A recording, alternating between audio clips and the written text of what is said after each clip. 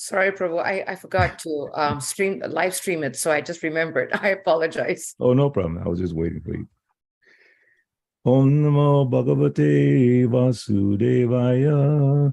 Om Namo Bhagavate Vasudevaya. Om Namo Bhagavate Vasudevaya.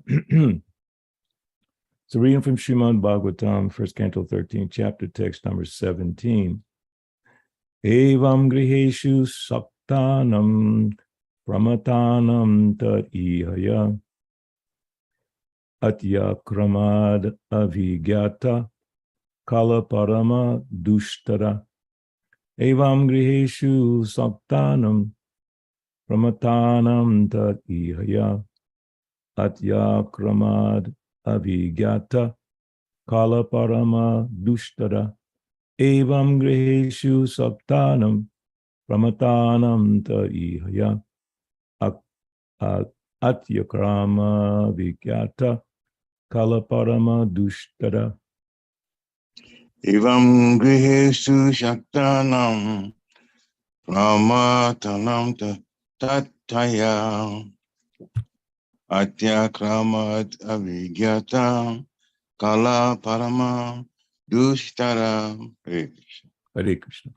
Evam griheshu saktanam pramatanam tarihaya atyakramat avignata kala paramadustara. Hare Krishna. Hare Krishna.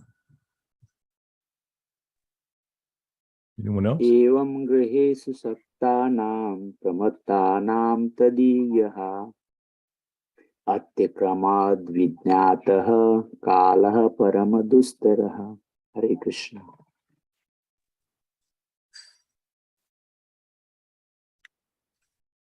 Okay, word for word. Evam, thus, griheshu, in the family affairs. Saktanam, of persons who are too attached. Pramatanam, insanely attached. Tat ihaya, engrossed in such thoughts. Atya kramat, surpassed. Avigata, imperceptibly. Kala, eternal time. Parama, supremely. Dushtara, insurmountable. Translation purport by His Divine Grace A.C. Bhaktivedanta Swami Srila Prabhupada. Insurmountable time, insurmountable eternal time, imperceptibly overcomes those who are too much attached to family affairs and are always engrossed in their thought. Report, quote, I am now happy. I have everything in order. My bank balance is quite enough. I can now give my children enough estate. I am now successful. The poor beggars sannyasis depend on God, but they come to beg from me. Therefore, I am more than the supreme God, end quote. These are some of the thoughts which engross the insanely attached householder who is blind to the passing of eternal time. Our duration of life is measured, and no one is able to enhance it even by a second against the scheduled time ordained by the supreme will. Such valuable time, especially for the human being, should be cautiously spent, because even a second passed away imperceptibly cannot be replaced. Even in exchange for thousands of gold coins, golden coins, amassed by hard labor. Every second of human life is meant for making an ultimate solution to the problems of life, i.e., repetition of birth and death, and revolving in a cycle of 8,400,000 different species of life. The material body, which is subject to birth and death, diseases, and old age, is the cause of all sufferings of the living being. Otherwise, the living being is eternal. He is never born, nor does he ever die. Foolish persons forget this problem. They do not know at all how to solve the problems of life, but become engrossed in temporary family affairs, not knowing that eternal time is passing away imperceptibly, and that their measured duration of life is diminishing every second. without any solution to the big problem, namely repetition of birth and death, disease, and old age. This is called illusion. But such illusion cannot work on one who is awake and devotional in the devotional service of the Lord. Yudhisthira Maharaj and his brothers, the Pandavas, were all engaged in the service of the Lord Shri Krishna, and they had very little attraction for the illusory happiness of this material world. As we have discussed previously, Maharaj Yudhisthira was fixed in the service of the Lord Mukunda, the Lord who can award salvation.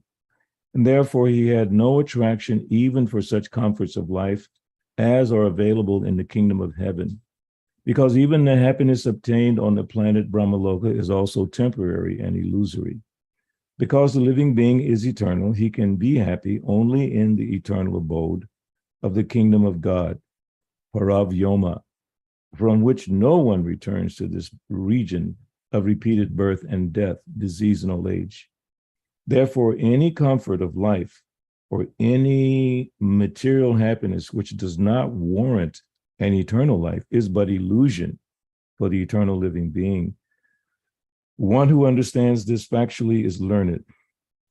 And such a learned person can sacrifice any amount of material happiness to achieve the desired goal known as Brahma Saukyam, or absolute happiness. Real transcendentalists are hungry for this happiness. And as a hungry man cannot be made happy by all comforts of life minus foodstuffs, so the man hungry for the eternal absolute happiness cannot be satisfied by any amount of material happiness. Therefore, the instruction described in this verse cannot be applied to Maharaj Yudhisthira or his brothers and mother. It was meant for persons like Dhritarashtra, for whom the Vidura came especially to impart lessons.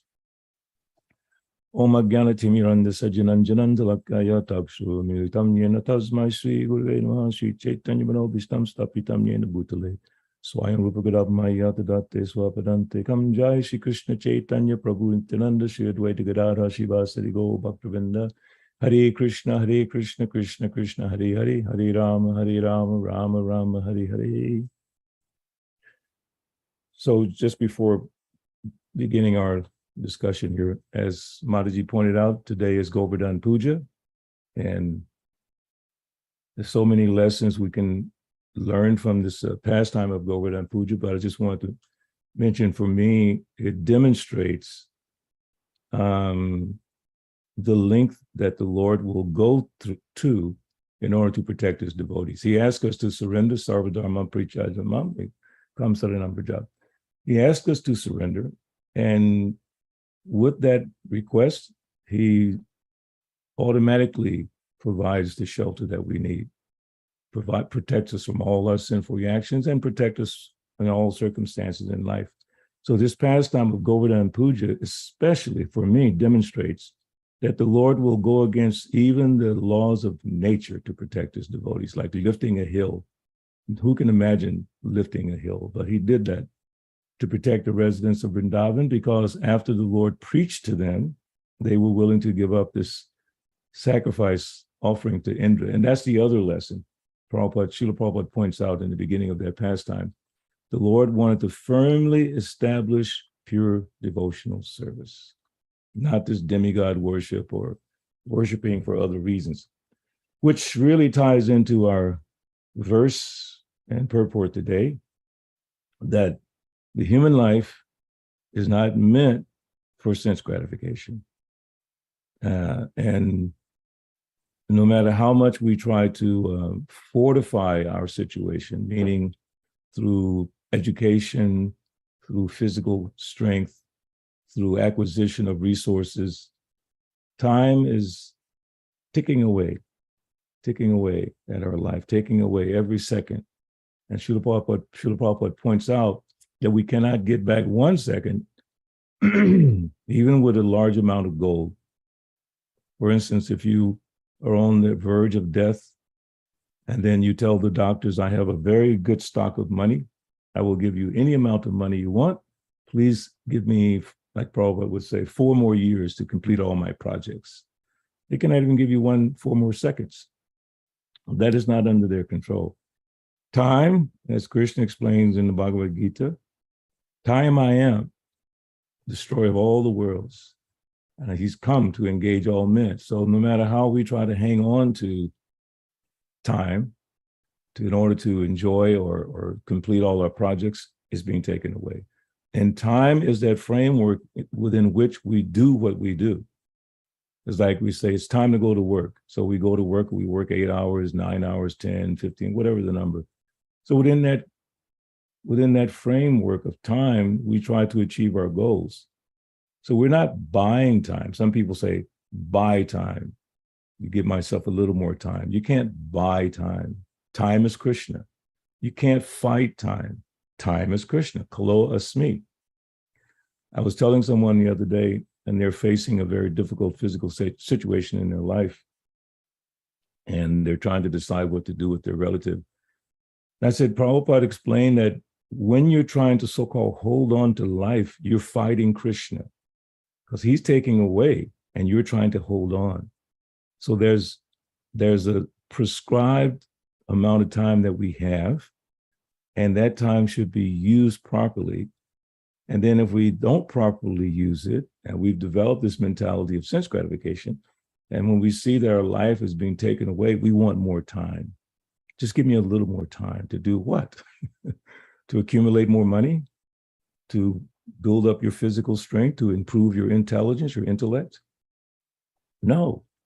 Krishna's giving us time, but in most cases, 99.9% of the people of the world are wasting time. That's the other phrase that is so popular. Wasting time. So don't waste your time. What does that really mean? People don't understand that. When you discuss this point with the not secular world, but just people in general, their idea of wasting time means you didn't do enough to make enough money, as in this beginning of the purport, Prabhupada is saying, I'm now happy, I have everything in order. So don't waste your time. You're a young man, don't waste your time, get education. It's time for you to make money. Don't waste your time. That's their concept of wasting time. But for a devotee, it's different. If I don't think of Krishna, what? I wasted my time.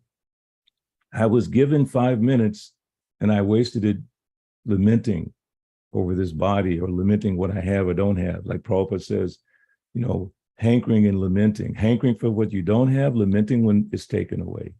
If you don't have money, you're always trying to get money. If you have money, you're worried that someone's going to take money. So we're wasting time.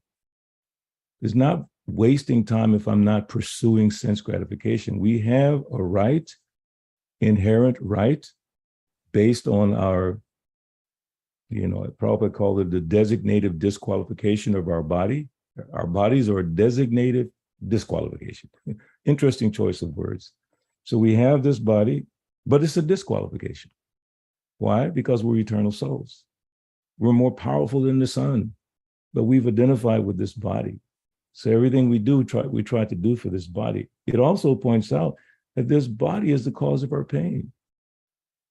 The body is the cause of our suffering, and we're so attached to it. It's incredible.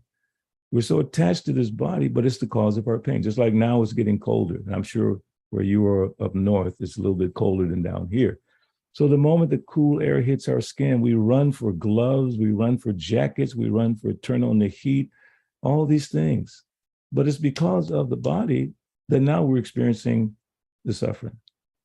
We are experiencing Yanta Rudrani Maya. We're seated like on a machine and we're looking out and we're identifying with it. That's why we suffer. We identify with this body. So the process of bhakti yoga is meant to help us pull our consciousness away from the body. It's not that we neglect the body. We take our minds away from it because we know these seconds are valuable. So let my body do what it has to do, work, make money, raise a family, go to school, all those things. But I am seated as on a machine and the Lord is with me. So I am pulling my consciousness back because the things we do in life are almost like second nature, making money, going to school, whatever, house, all these things. At a certain point, it's kind of like second nature. For instance, like when you're driving a car, I remember when I first started driving, I was watching people. And some people can drive and just talk and just do all kinds of things. Of course, don't text and drive, but they, because it becomes second nature, they can almost like not even think about it. So our life, material life, at a certain point, as we grow from childhood, boyhood to youth, by the time we get to youth and young adult, it's just second nature to move in this world. So what are we going to do with that balance energy? Are we going to put all of that balance energy on that normal course of activities? It's called a normal course of activities. Nothing special. It's just normal. So we put all of our consciousness into these ordinary activities: eating, sleeping, mating, defending. Why? Because we don't realize what the purpose of life is. We've been given this rare opportunity of the human form of life, and we're wasting it. So in the Bhagavatam, there's so many places and so many references, but here, let's say in the first canto, in second chapter, verse number 6, because the sages have put this question to Sutta Goswami, and the answer is, Srila Prabhupada says, this is the beginning of the answers. Savai pum samparo dharmo yato bhaktir hoksaje ahaktu kya priyata yayatma suprasidati. So that yayatma suprasidati is so important. Yayatma suprasidati, completely satisfied. So everything we do it for satisfaction. We do it for enjoyment. Whether we're devotees or not, we're trying to enjoy something. But in order to be completely satisfied, what do we need to do? There is a science. So this verse says the supreme occupation, supreme, paro dharma. Savai pumsam paro dharma, supreme occupation. There are many occupations. We know chatur varanyam asritam guna karma babhagasa. So we know the 4 varnas and ashrams, all that we know. So those are occupations. But what's the supreme occupation? Is it to become a brahmana, a kshatriya, a vaishya, shudra? Even devotees become confused sometimes. We start to pursue certain things, forgetting the paro dharma, the supreme. So it says, supreme occupation, dharma, for all humanity is that by which men can attain to loving devotional service unto the transcendent Lord. Such devotional service must be unmotivated and uninterrupted to completely satisfy the self. So those are 2 very important aspects. Unmotivated, what does that mean? Unmotivated devotional service is done only for Krishna's pleasure. Like this past time of Govardhan Puja. So when Nanda Maharaj was explaining to Krishna, when Krishna asked him, what is this ceremony that you're preparing for? Is it traditional? What is it? And Nanda Maharaj, had to try to explain to Krishna, we depend on water and we depend on rain, and Indra is so merciful that he gives it to us, and out of respect, we worship him. Krishna says, not necessary. What do you mean not necessary? Well, the rain is coming on the ocean where it doesn't need water. The rain is falling here, falling there. So you don't need to worship Indra. Better you take everything that you've arranged for worshiping Indra and then give it to Govardhan Hill, because Govardhan Hill is more important for the cows and all that. So Krishna's telling us, you don't need all these things. That's not the purpose of your life. And you will not be happy by such things. The more you try to enjoy, it's like putting gasoline on the fire. It just keeps going higher and higher. And you want more enjoyment, a bigger this, fancier that. But the supreme occupation should be something that gives us this feeling of complete satisfaction. Similarly, in the first verse of the Shikshastakam at the end, when it talks about all glory to Sri Krishna Sankirtan, it enables us to fully taste the nectar for which we're always hankering. What is that hankering? I'm trying to enjoy, but nothing is giving me happiness. I'm still hankering. I ate a wonderful meal, and I'm still not happy. Are you satisfied? Nah. Next thing. If we were satisfied, you eat one meal, you don't eat anything else. finished. That one meal is good for 50 years of your life. But no, we want more and something better and something nicer. Because why? Because we're eternal souls. And I heard this many years ago. It's a nice little philosophical point. The soul cannot be happy because it's eternal with material things. It's incompatible.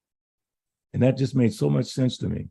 Why I was so unhappy in material life. Because I am eternal. Everything I'm trying to enjoy is temporary. It makes no sense. But because pramata, because we're completely mad. Also in the Bhagavatam, it says, Nunam pramata kurute vikarma. Yat indriya pritaya apranoti.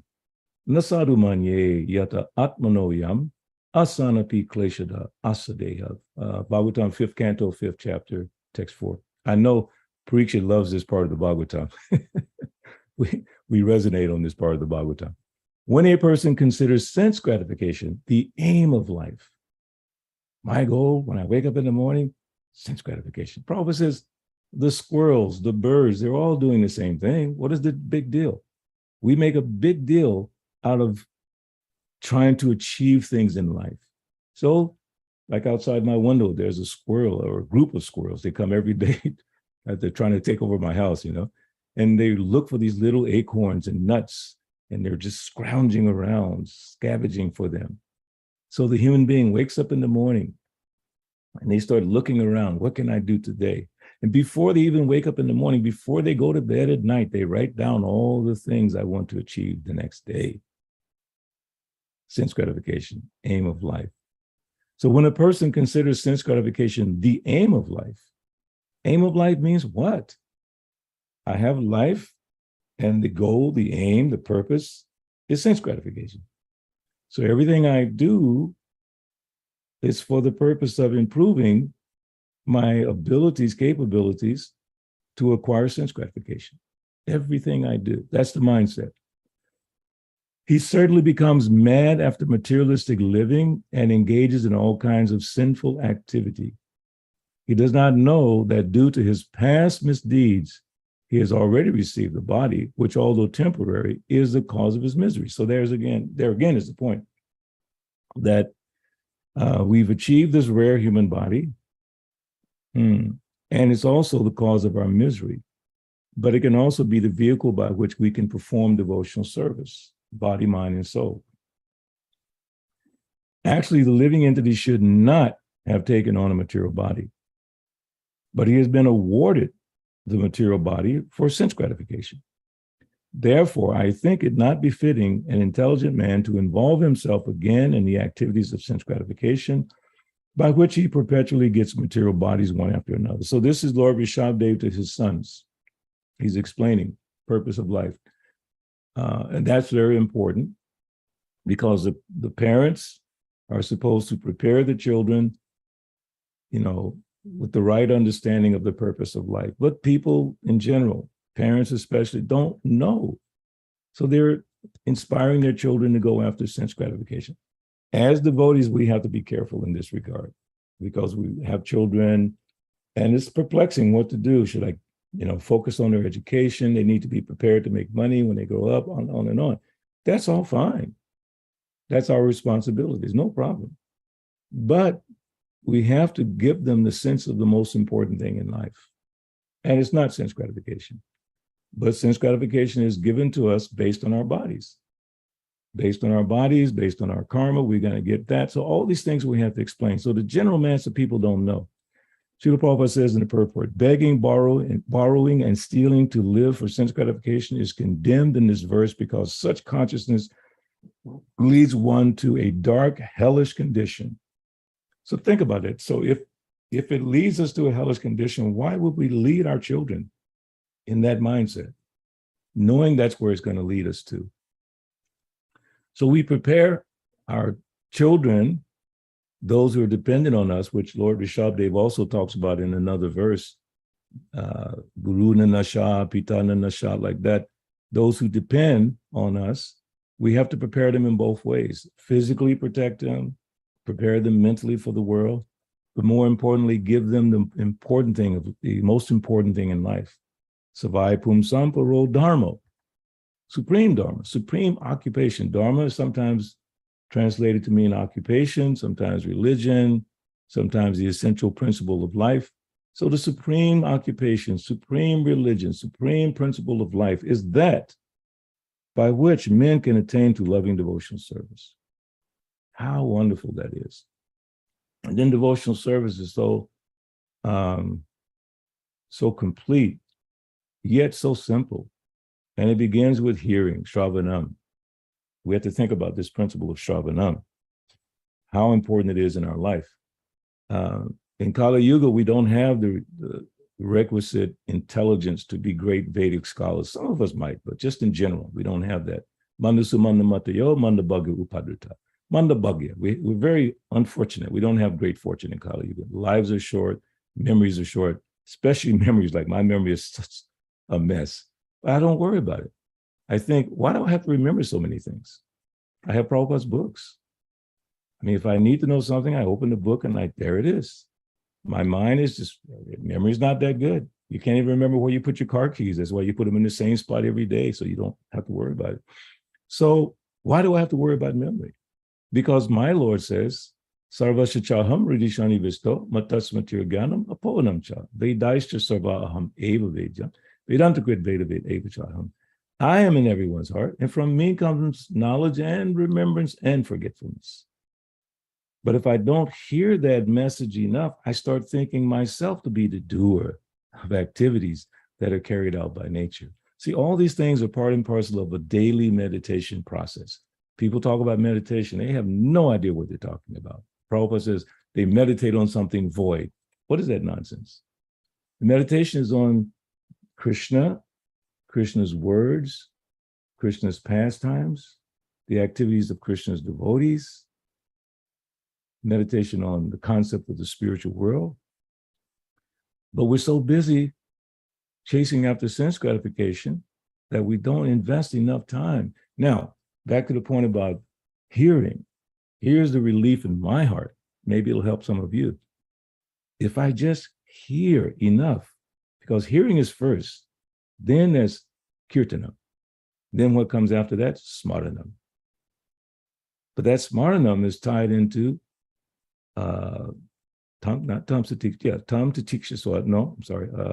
Bhajitam pritipurvakam. Bhagavad Gita 10:10, I believe is 10:10. Te samsatata yuktanam bhajitam pritipurvakam. Dada ami. Krishna said, I give you the understanding. Dada ami, I give it to you. Why?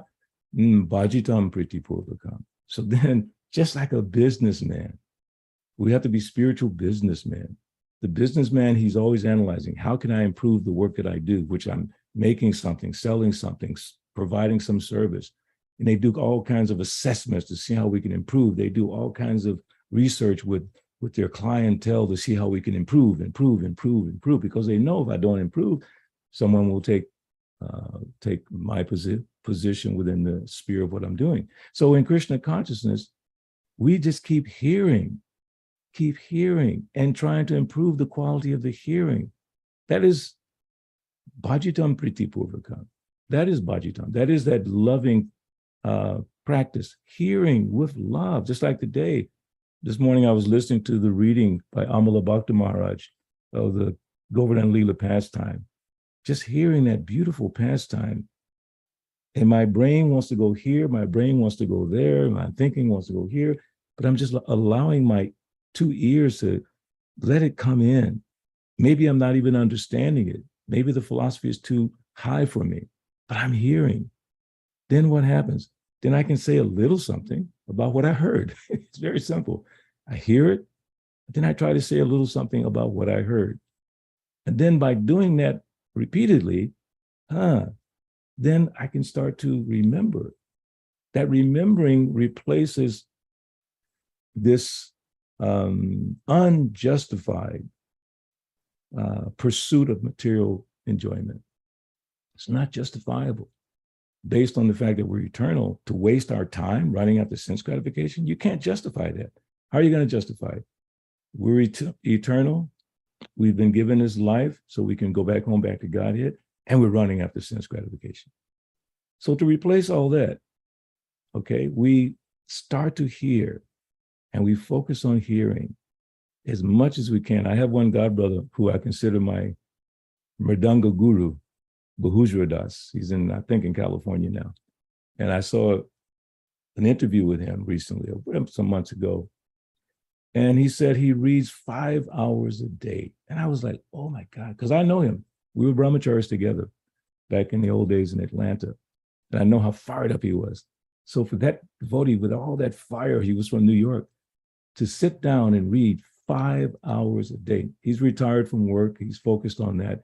So he's, out of all the practice as brahmachari, as grihastha, he's understood that the purpose of my life, the balance of what's left, I don't know how much is left. Let me invest it in the most important activity. Savaya pum samparo dharma, most important activity, hearing. And how simple hearing is. You don't have to be smart to hear. You just hear. You don't have to be, intellectual or anything. Just hear. We should encourage everyone to spend more time hearing than speaking. Just keep hearing. Why? Because we get purified. And especially by the Sankirtan movement, right? Cheto Darpana Marjanam Bhava Mahada Bhakti. The Sankirtan movement means chanting and hearing. So we're speaking or chanting the holy names, and we're hearing. Two very important activities. Especially this chanting Hare Krishna is so important for us. It's so simple. Hare Krishna, Krishna Krishna, Hare Hare, Hare Rama, Rama Rama, Hare Hare. And then gradually, by this hearing and chanting process, we begin to remember. And that remembering replaces all of that nonsense in our mind, in our hearts. It really does. I remember His Holiness Jayapataka Maharaj was saying about being in Maya. And he was explaining to his disciples in Atlanta. He said, the moment you forget Krishna, you're in Maya. That's it. It's as simple as that. You're meant to remember Krishna, as he says, Krishna says in Gita, Satatam Kirtayantamam. Always think of me, Kirtayan, always chant my glories. That's it. So Maharaj said, the moment you forget Krishna, you're in Maya. And he gave another example, very graphic. He said, just like an umbrella and it's raining, and the umbrella is protecting you from the rain. And when you move that umbrella, the rain comes on you. So the moment you stop Krishna consciousness, Maya is waiting for you. So then the whole process is to build up our spiritual resistance to Maya's persistent pursuit of trying to test us. She's not trying to destroy us, but test us. So that she's persistent about it. That's her job. Just like the police are persistently out trying to find the criminals. So Maya is persistently weeding out the nonsense people who say they want to come to Krishna. So she tests them. So then we build up this resistance, and then we start thinking of Krishna, and that becomes our umbrella. That becomes our, almost like Govardhan Hill to protect us, remembering Krishna. Because the residents of Vrindavan, they went under that hill. So you have to imagine, here's a little boy on his left hand, little finger, holding up a hill, and he's telling everyone to come, and they're thinking, not sure. Is he going to be able to hold it up? So when you see or read about the pastime, the Gopas, the cowherd men, they were using their canes to help Krishna hold up the hill because they were not sure, can he hold this hill? And then finally they realized, look at this. And they were just looking at him for 7 days, amazed. So much faith. So in this way, utilizing this human form of life, not wasting it. So there's a very nice song by Srila Bhaktivinoda Thakur. And it's just very powerful. One verse, it says, let the past sleep and ne'er the future dream at all. Act with times that are with thee, and progress ye shall call. So you have to look at that. That's such a powerful statement by Srila Bhaktivinoda Thakur. Let the past sleep. That means nothing you can do about yesterday. Nothing I can do about 5 minutes ago. It's gone. Hopefully I didn't waste it. We didn't waste it because we're here trying to hear and discuss a little bit. So we haven't wasted the 45 minutes we've been on this call. We've invested, carefully invested, as Prabhupada mentions in the purport, cautiously being careful with our time. So he says, let the past sleep. Don't waste your time with the past. Too many people and devotees languish in the past. What happened in ISKCON, blah, blah, blah, blah, all these years ago, blah, blah, blah, blah. And they talk about it constantly, you know, blogs and whatever, podcasts and on and on and on, Facebook posts about all the stuff that happened whenever, 60s, 70s, 80s, 90s, whatever. And then Bhaktivinoda Thakur says, Nair, N-A-I-R, means do not, near the future, dream at all. Let the past sleep, near the future dream at all. So what does that mean? Well, I'm not there in the future yet. I may not get there. Like Martin Luther King said, it was so interesting. He said in his last speech, he said, I may not get there with you. He was talking to all the people of the world, especially African Americans. He said, I've been to the mountaintop and I've seen the promised land, but I may not get there with you. That is not promised to me. At least he had the presence of mind to realize I may not get there. Let the past sleep, near the future dream. So what does Bhaktivinoda Thakur, how does he resolve that? It's like a paradox. Well, if I don't think about the past and don't think about the future, what should I do? He says, act with times that are with thee, and progress ye shall call. Really? So if I take this moment right now, 8:45, whatever the time is, and I take this moment and hear about Krishna, is that what he's talking about? Absolutely. The time you have is all you have. The time you have is all you have. I should write a song about that, right, Parikshit Prabhu? The time you have is all you have. What else do you have? You don't have the future and you don't have the past. All you have is this. So what am I going to do with this? Supreme occupation, dharma, paro dharma, is that which, by which, how does it say? Men can attain to loving devotional service unto the transcendent Lord. Loving devotional service. That service has to be unmotivated, uninterrupted. Uninterrupted means nothing can stop your devotional service. Like this one devotee who's suffering here in Atlanta, a good friend of mine. And I was watching him the other day, and he's been on a ventilator for like 4 weeks. Can you imagine that? 4 weeks on a ventilator. He can't speak, and they got a trachea and all these tubes running everywhere. And his wife is so sweet. She puts a flower on his thing every day. And the nurses and the doctors, they always kind of say, did you bring a fresh flower today for him? So he's got this little flower and he's got his bead bag. So the other day I went, his wife put his bead bag on his hand and he's trying to chant. He can't make a sound, but he's moving the beads and I'm chanting. So he's moving his lips a little bit because they took off the ventilator. So he's the beads and like that. I'm thinking, this devotee could die at any second. And he's trying his best to do what Prabhupada instructed us and what Bhaktivinoda Thakur just said. Act with times that are with thee. And it's so interesting, his beautiful young daughter, she says, you want Balabhadra to chant Hare Krishna? He does his head like that. So we chant. This is so beautiful, watching him utilizing the balance of his life with the things that he's been practicing for more than 30-something years, which is Krishna consciousness. Nothing else matters. He's been a successful business person, all these things. But now what is important to him is being able to put his little hand in a bead bag and move his little beads, even though he can't make a sound. He can even open his, he can't make a sound, but he's hearing. So my point is, Bhaktivinoda Thakur tells us, act with times that are with thee. Time, we've been talking about time. Insurmountable eternal time. So we act with this time that we have and we invest it. Parodharma, supreme activity. And then the result will be Krishna conscious. Krishna consciousness is not difficult. Difficult for me because I'm such a rascal, but it's not difficult. In theory and principle, it's not difficult. What is it? Think of Krishna. You just think of Krishna. Krishna Surya Sama Maya Haya Andhaka. So wherever there's Krishna, Maya can't stand. So if we keep Krishna in our mind, how can Maya get in? She's going to try to get in, okay? She'll try to find some way to get in and test you. But if Krishna's always there, Krishna's like The sun, Maya is like darkness. So where the sun is, like it's coming out now, darkness has to run away. It's like she runs away. When the sun comes up in the morning, darkness just runs away. So if Krishna's in our mind, in our hearts, so because our mind is in our heart, and we're meditating upon Krishna, then Maya just, okay, she just happily allows you to think of Krishna. If you want to think of Krishna, Maya is your best friend. Your mind is your friend or your enemy. Depends on how you want to use it.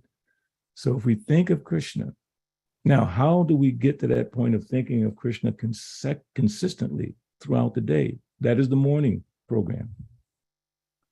Okay, we're not all able to go to the temple and be in the Mangal Arti and all. So okay, what kind of morning program can you do at home? So I work late, so I get up at 7. Fine, just like this morning. Honestly, he was calling devotees, hey, come on, it's time for the Bhagavatam class, That's not unusual. I lived in the temple as a brahmachari 8 years, and every day it was that same thing. And I jokingly said, too bad you can't take a bucket of water and pour it on the devotees and wake them up, because that's what we used to do. It was so important to get up, get started, act with times that are with thee and progress you shall call. So we would get up in the morning, and we started getting up earlier and earlier, like 2:30, so we could chant more japa and read the book. So we knew we had to go in Sankirtan so we could remember Krishna.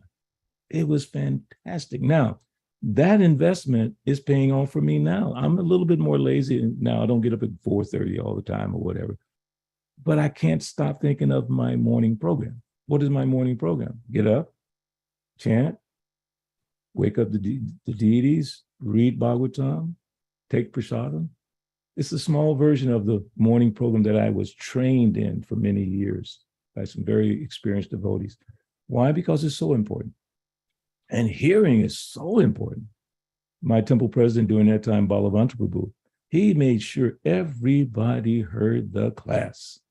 If you worked in the kitchen in the Pujari room, he made an arrangement for a speaker. You had to hear it on the sound system.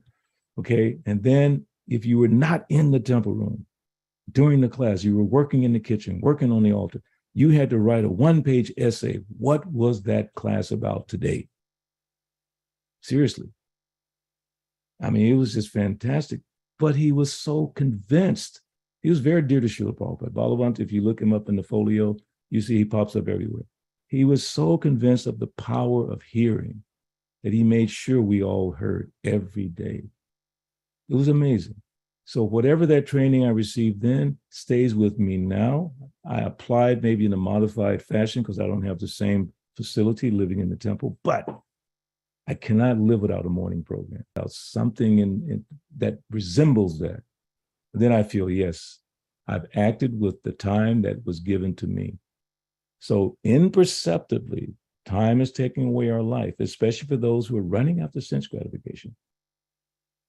Insurmountable eternal time imperceptibly overcomes those who are too much attached to family affairs and are always engrossed in their thought. Engrossed in their thought. So why not be engrossed in the thought of Krishna? You're going to be engrossed in some thought. Why not be engrossed in the thought of Krishna? Well, it's too hard. No, it's not hard. You just listen. Well, I don't have a lot of time to read. Then put on a tape. Of course, let me not say tape because that's old school. Turn on your iPhone, your whatever. It's all there. You got Amala Bhakta Maharaj reading all the Bhagavatam, the Chaitanya Charitamrita. You got Srila Prabhupada's lectures. You just turn it on and you just listen. Well, I'm not able to focus, but just let the sound vibration bounce off of you. Go in your ears. And then throughout the day, you can remember something that you heard from Srila Prabhupada, something that you read, and that remembering, Sravanam Kirtanam Vishnu Smaranam, that remembering, it starts to take shape by Krishna's mercy. So then we don't waste our time. So let us not waste our time. Let us use this valuable time that we have because imperceptibly it's being taken away. And at one point, it'll be over. And if we have not used this human life properly, then we'll be very unhappy at the time of death. But the devotees who use this time properly, they can confidently meet that challenging time in their life when the body starts to really fall apart or something, we come to that last moment. We can meet that time with confidence we can have confidence. Krishna will protect me, because we've heard it a million times. Krishna will protect. Krishna will protect. He says it. I will protect. I will protect. And then we can remember Govardhan Puja. He protected with the that much little finger, left hand. Just, okay, come on, I'll take care. I told you I'll take care. Nanda Baba, I told you, don't worry. Indra's mad, I don't care. I will take care. So no matter what, let us remember that Krishna's prepared, not only prepared, he's qualified to take care of us. We just have to surrender to him. And chanting Hare Krishna helps us to purify the mind and build up that confidence in Krishna. Hare Krishna, Krishna Krishna, Hare Hare, Hare Rama, Rama Rama, Hare Hare. So I'll stop there. Thank you. Thank you so much, Prabhu. Wonderful class. Really, Thank you, really Maya. nice on this auspicious day of Govardhan Puja and Diwali. Thank you so much. Mm. Would like to ask devotees if you have any questions, any comments, a takeaway. Now that you mentioned in the old days that we had to write a paper. I love that, Prabhu. It's really powerful. Actually, Prabhu, as you were speaking about that pastime, how in the old days, we get poured with water. We have to write something. I remember when we were in Gitanagari, devotees, there was an assigned devotee to blow the conch shell. Mm. So that we all get out of bed and get in time. And I also remember, Prabhu, that if we are not in class, like on time, somebody would assign someone the phone. At the time, it was like a landline. There was no cell phones in the 90s and early 2000s. That's what I remember. Yeah. And they would call everybody on the whole community, come for class. Yeah. And I remember, and if it was Bhaktitirtha Swami, he would wait for all of us to come for class. Only then he will start class. Then we start the class. Yeah. Because to make a statement like you are late. Yeah. It was so embarrassing. It was really embarrassing. But that was the spiritual boot camp. But yeah, I was remembering that. Yeah, we got that sergeant drill. It's so important. Very, very important. Yes. Thank you, Prabhu. Any questions from devotees? Any thoughts?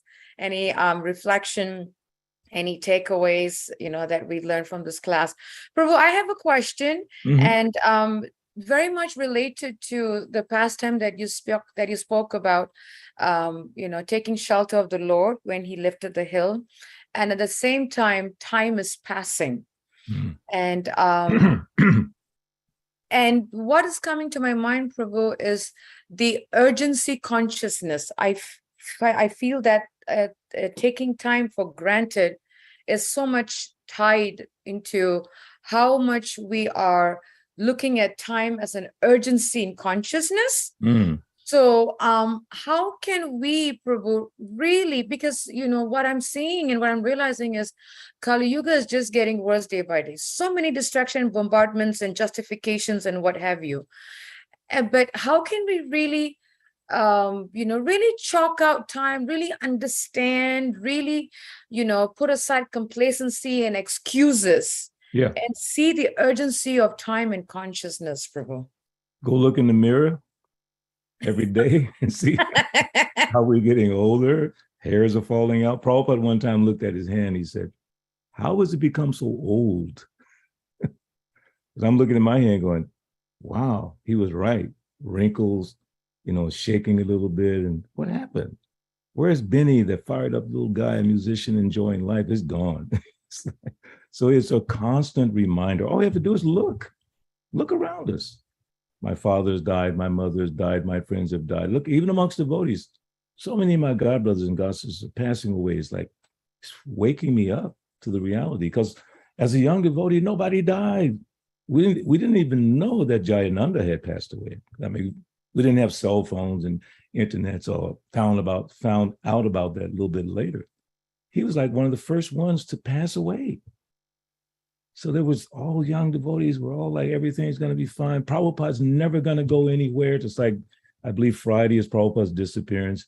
It's a very, as Vishnu Gita always says, a very difficult time for us to go back and remember where we were the day we heard that Prabhupada passed away. We knew he was sick, but we thought Krishna will keep him here. Krishna said, no, give you this final lesson. Prabhupada's going to teach us the final lesson. that you cannot stay in this world. Even if you're a pure devotee, you cannot stay. So you have to keep all these thoughts in your mind. Imperceptibly, time ticking away. There's a song from the, I think from the 70s or 80s. Time keeps on ticking, ticking, ticking, ticking into the future. It's just pushing us like, so time is just, so we have to think, all around me, things are falling apart. All around me, people are dying. But the most wonderful thing is I'm thinking, I won't die. You know, that pastime from the Mahabharata. The most wonderful thing is that everyone is dying, but I'm thinking I won't die. So if we put it in perspective, like I gave you that quote from Srila Bhaktivinoda Thakur, that quote keeps me on point, on target. Act with times that are with thee, and progress you shall call. So your real question is, how do we have that progressive motion? Bhaktivinoda Thakur says it in a very poetic way. Let the past sleep. Don't dream the future. Act right now. 9 o'clock, you know, Tuesday, whatever the date is, 25th, something like that. What am I going to do right now? I know what I'm going to do when this is over. I'm going to go get some prasadam and some nice little things. So you have to have your plan. You got to plan. In the material world, it says, make your plan, or however they say it, and work your plan. Make the plan, then work it. So we have to have a plan, what I'm going to do today for Krishna. And when I go to bed at night, I knew I had to give this class this morning. So at night, I'm preparing for the next day, what I'm going to do for Krishna. Now for the rest of the day, what am I going to do? Well, I'm going to finish the pastime of Govardhan Puja, and I'm going to read some more Bhagavatam, and then I'm going to go to the temple for the program. So my mind is calculating, it's pushing out all the Maya by thinking of what I'm going to do for Krishna. And that's amazing. Just what can I do for Krishna today? And then Krishna in the heart, the Dami Buddhi Yogam, I give the understanding by which they come to me. So if you're thinking, what am I going to do for Krishna? Krishna tells you what to do. Through the medium of the intelligence. Super soul works through the intelligence. That's explained in the second canto. Intelligence is the form direction of the super soul. So when you say, what am I going to do for Krishna today? Super soul says, toop, toop, toop, toop, gives you ideas. Like I'm thinking, I'm going to stop at the Indian store and buy something for the deities, take to the temple. So to do that, I have to do that. I have to get in my car, I have to do that, get ready for this. It's amazing. It opens up an incredible amount of activities. If you just think one thing, what am I going to do for Krishna today? Obviously, Krishna says, you want to do something for me? This is what you do. You do like that. So it replaces all of that doubt, all that hesitation, and it increases our enthusiasm when we meditate on the idea of what can I do for Krishna. So I don't know if that answered your question exactly, but it seems like— Thank you so much. Thank you so much. Absolutely, Prabhu. Thank you. As you were speaking about time is ticking, I was thinking about something that one devotee shared with me. When was that? 2 days ago. Actually, you know, one of my daughter's friends, and he heard Jayapataka Swami. I don't know how recent it was, Prabhu, but he was sharing with me in one, I don't know whether it was a class or a darshan, where Jayapataka Swami was getting pretty heavy, either with the devotees or disciples, but it was in that gathering where he was saying, what are you all waiting for? It's, don't think that we'll live here forever, maximum 10 years and we're all going to be dead, meaning the proper disciples. He was saying, we are all in our 70s, so don't think we'll live here forever. So why are you all taking forever to take initiation after we die? Like, he was very emphatic is what this youth was telling me, sharing with me that Jayapataka Swami was like fed up. He was like fed up, like, what the heck is going on with you guys, so lazy? So he was speaking the mood of urgency. So that's what's coming to my mind as you were sharing, Prabhu. Yeah, urgent. See that word, you just said it. Is there an urgent need, or do I have time? Do I have time to catch up later? Maybe, maybe not. You have to think, do I actually have time? See, that's the pramata. That's the madness. It's happening all around us, but we're so mad. We're so crazy. We think it's just not going to happen to me. I'm crazy because I think the same thing. It's not going to happen to me, Subtly, your mind goes that way. So then old age disease, all those things are impetuses for us to not waste time. Mm. But we have to know what's the purpose of life. Parol dharma. What's the supreme occupation? What is it? That by which one attains loving devotional service. So that's how we judge everything. How Rupa Goswami says, accepting things favorable, rejecting things unfavorable. So you analyze everything in your life. You look at every item that you have. I'm looking at my little, my little place right here. I have a little Radha Krishna, a beautiful bead bag that I love so much, big picture of Krishna, Lord Chaitanya holding Jagannath, and I'm just looking around. Of course, there's my mother over there, and Prabhupada from Atlanta, Prabhupada's lotus feet, some verses on the wall. This stuff protects me because I'm sitting at this spot quite a bit doing music or conferences. So then I look, I'm making an investment. Every time I look, right now I'm looking at Radha Krishna. Mother Gita gave me this beautiful Radha Krishna one time for my birthday. It's an investment. I'm looking at Gopal stealing butter. You showed her running at it. It's an investment. Every time I look, every time, it's amazing, isn't it? But we have to be smart. Stop being materially smart, investing money, make more money, you know, invest in spiritual activities. Wow, that's amazing. Oh, I forgot to say, in that one verse, Evam Griheshu Shaktanam, I mean, the verse we're talking about today, right? So in the purport, Prabhupada uses the phrase, one who understands this factually, understands what?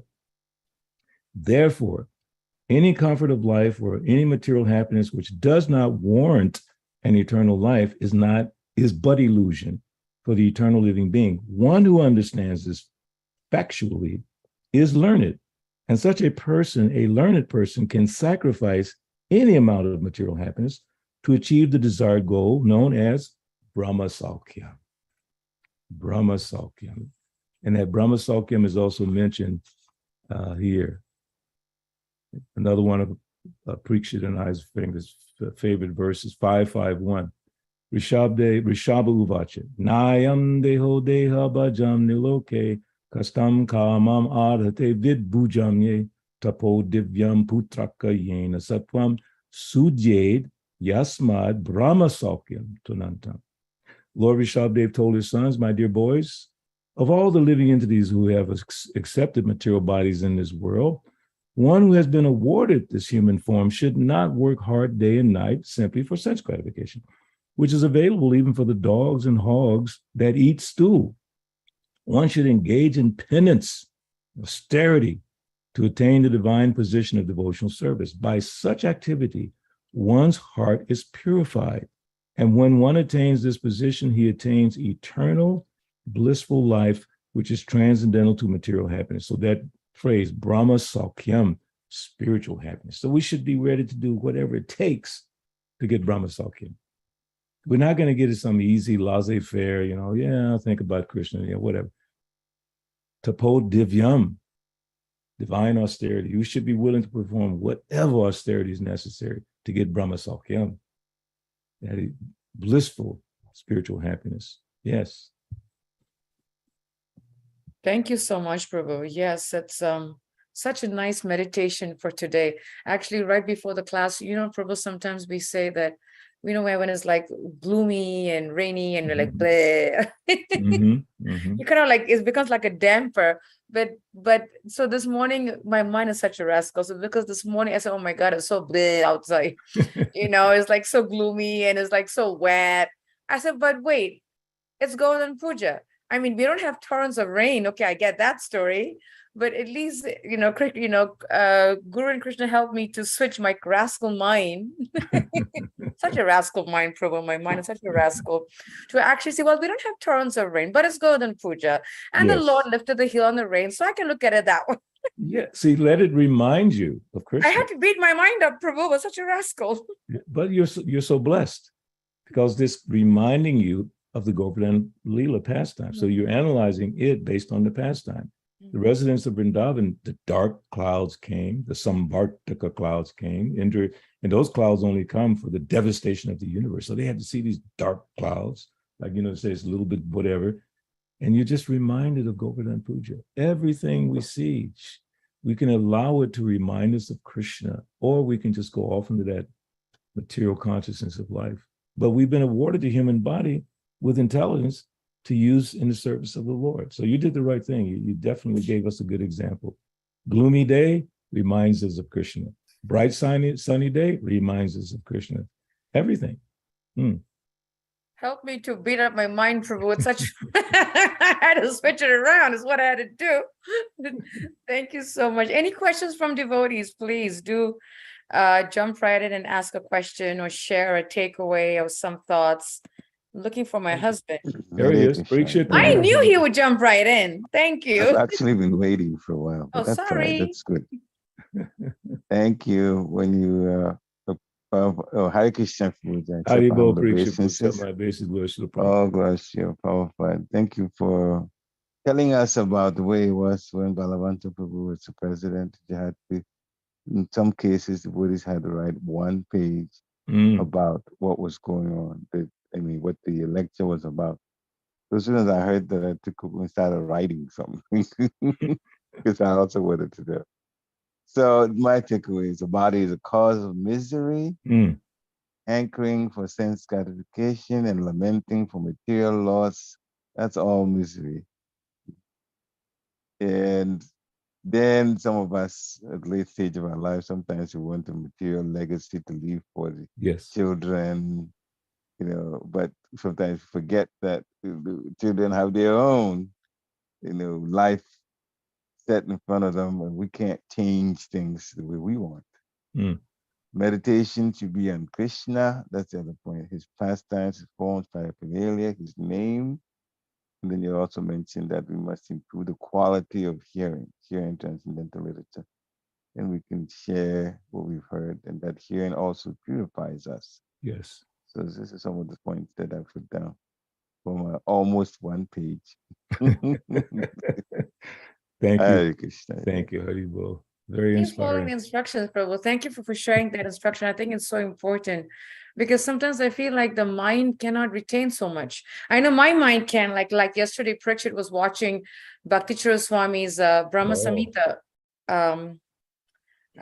classes, workshops. It was a there were retreat, 5 parts. Mm-hmm. And it was, and Bhakti Swami is like, he's like amazing. His voice and his classes. It was so sweet. So I was telling him, I said, no, I have to sit down and hear it again with a paper and pen. Then it's going to go into my head. I just can hear. It's not going to go in my head. I know that. It's not going to go in my head. But I was just feeling how. There's another instruction that Balavanta gave us, or gave me particularly.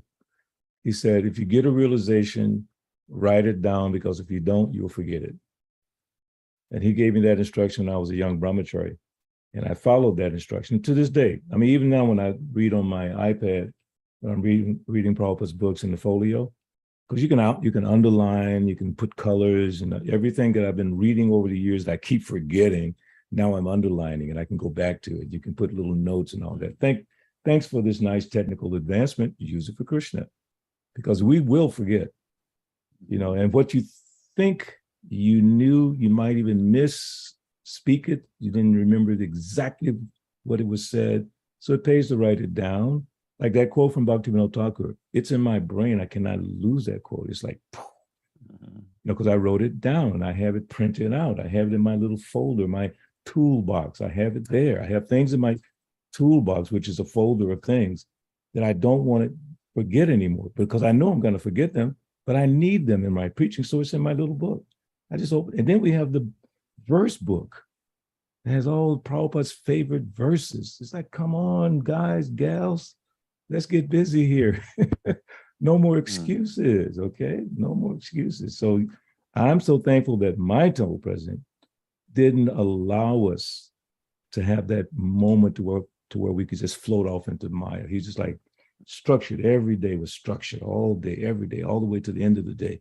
Krishna book. Oh, and for the Grihastas, he made us all sit together, read Krishna book, and drink hot milk, and then we go to bed every night. Balavanta is still amazing.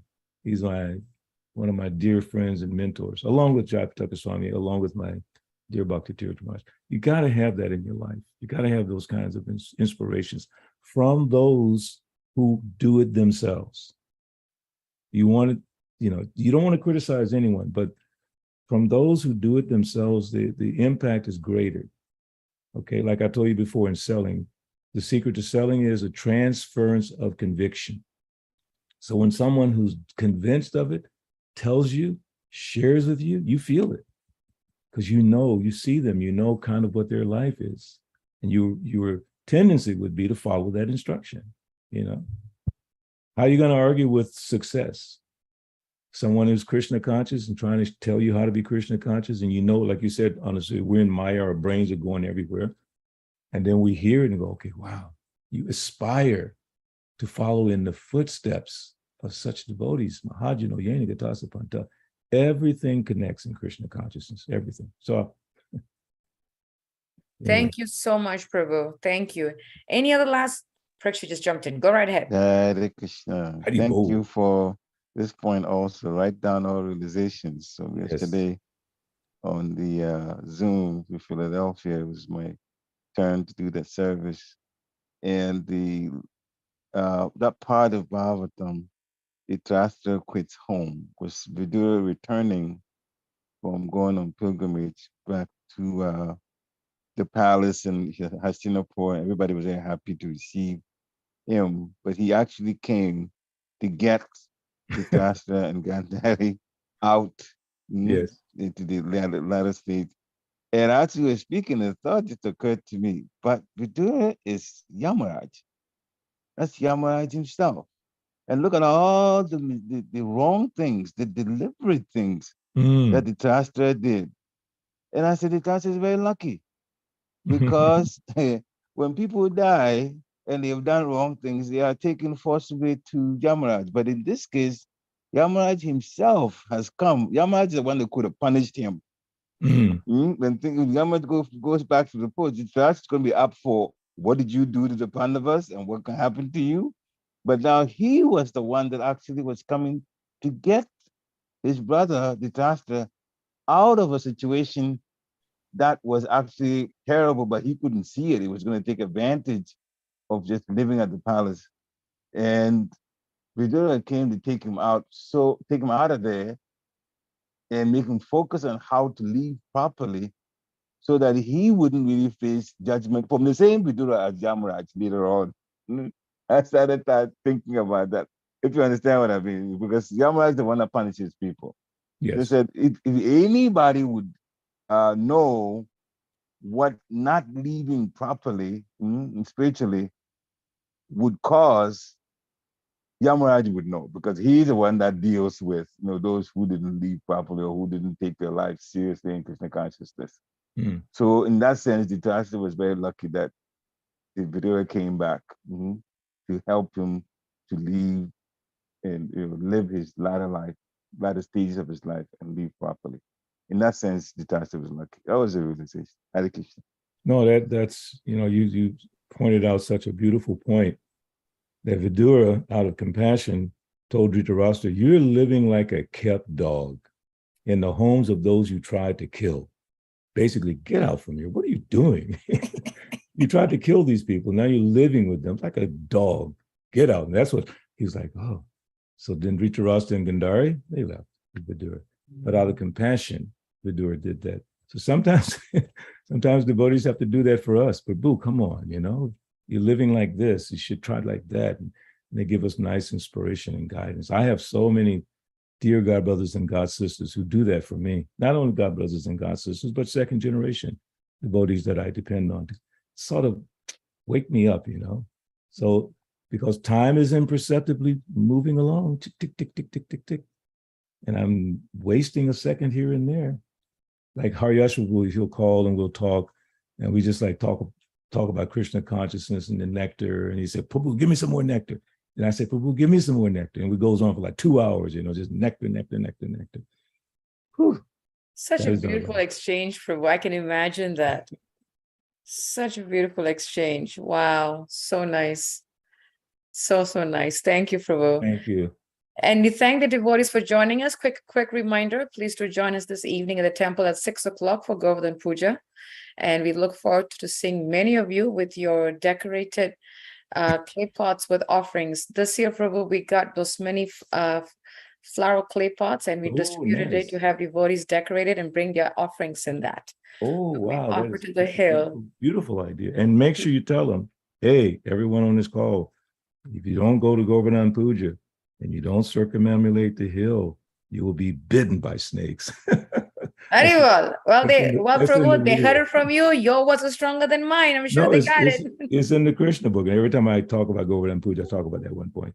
And it says right there, those who don't do it will be, there are many snakes on Govardhan Hill and you will be bitten by those snakes. So we have to do the circumambulation. And I know in Atlanta, they go crazy with the kirtan. Oh my God, the second generation, they start running around the hill and just running around the hill, and it's beautiful. So make sure everyone runs around the hill, kirtan, otherwise the snakes will come and get you. Thank you so much for that reminder, Prabhu, and thank you for reiterating the importance of going around the hill. Thank you.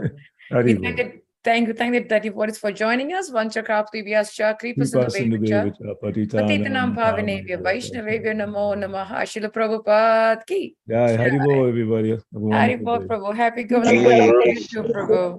Hare Krishna. Jai, God Shri Prabhupada. Shri Giriraj Maharaj ki jai. Jai. Hare Krishna. Hare Krishna. Hare Hare Krishna. Krishna. Haribol. Hare Hare.